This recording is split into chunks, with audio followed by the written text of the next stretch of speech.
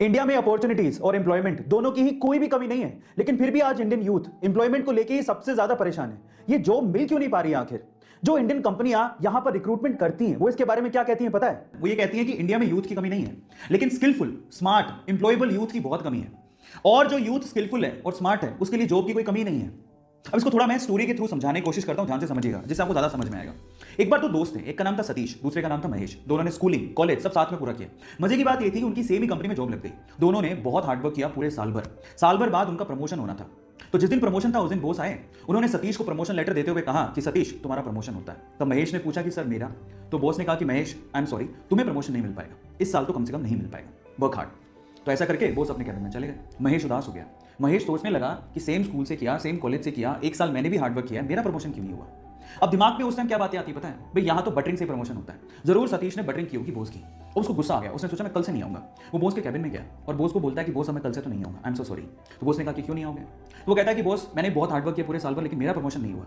अब मुझे ऐसा फील होता है कि इस कंपनी में सिर्फ बटरिंग करने वालों का ही प्रमोशन होता है। मतलब वो डायरेक्टली सतीश पे ब्लेम लगा रहा था कि सतीश ने बटरिंग की है, लेकिन बॉस तो ये जानता था कि सतीश ने बटरिंग नहीं की है, सतीश ने वाकई में हार्डवर्क किया, वो स्मार्ट है, महेश से स्मार्ट है। अब इस चीज को प्रूव कैसे करें? अब बॉस ने लगाया दिमाग, इसीलिए तो वो बॉस है। बॉस ने महेश से कहा कि तुम एक काम करो, मैं तुम्हें एक टास्क देता हूं, अगर वो टास्क तुमने कर लिया तो मैं तुम्हें सतीश से ज्यादा सैलरी दूंगा और प्रमोशन अलग से। तो महेश ने कहा ठीक है। तो बॉस ने कहा तुम एक काम करो, अभी जाओ बाहर, तो हमारे इलाके में पता करो कि आम कौन बेचता है। महेश गया, आधे घंटे बाद वापस आया और बोलता है कि आम एक्चुअली पूरे इलाके में, हमारे इलाके में थोक के भाव में सिर्फ एक ही आदमी बेचता है। तो फिर बॉस ने कहा महेश एक और काम करो, अब जाके पता करके आओ कि वो कितने कितने रुपए किलो में आम बेचता है। वो गया, वापस आया, वापस आके बोलता है कि वो 50 रुपए किलो में आम बेचता है। अब बॉस ने क्या कहा, महेश मैं सेम चीज अब मैं सतीश से करवाता हूं, तुम ध्यान से देखना। तो उन्होंने सतीश को बुलाया और सतीश को बोलता है कि सतीश एक काम करो, इस इलाके में जो आम बेचता है उसकी खबर लेके आओ कि कौन कौन आम बेचता है। सतीश गया मार्केट में और वापस आया आधे घंटे बाद, और सतीश ने जो कहा महेश उसको देखता रह गया।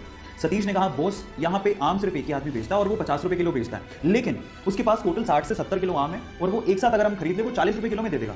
और अगर हमने 40 रुपए किलो में वो 60 से 70 किलो आम बेच दिए और हमने अगर 50 रुपए किलो में से सेल किया तो हमें बहुत प्रॉफिट होगा।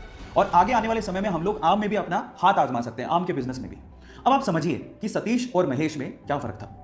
आप समझ पा रहे हैं कि स्मार्टनेस और स्किल का क्या मतलब होता है? आज का यूथ इस फिलॉसफी पे जीता है कि इतने में इतना ही मिलेगा। जब आप ये सोचते हो कि इतने में इतना ही मिलेगा, हमें इतना ही काम करना है, तो आपने प्रमोशन की आस पाल ही क्यों रखी है? और इस मेंटेलिटी के साथ आगे भी कहीं अच्छी जॉब नहीं मिलने वाली। आप जिस भी कंपनी में काम करते हो या फिर आप किसी कंपनी में काम करने जाओ, तो एक बात याद रखना, अगर वो आपको 100 रुपए देते हैं तो आप उसे 50 रुपए का ही काम करके मत दो, उसे 200 रुपए का काम करके दो। एक्सपेक्टेशन से ज्यादा उन्हें अपना आदी बनाओ, उनकी रिस्पॉन्सिबिलिटीज उठाओ, उन्हें हद से ज्यादा काम करके दिखाओ।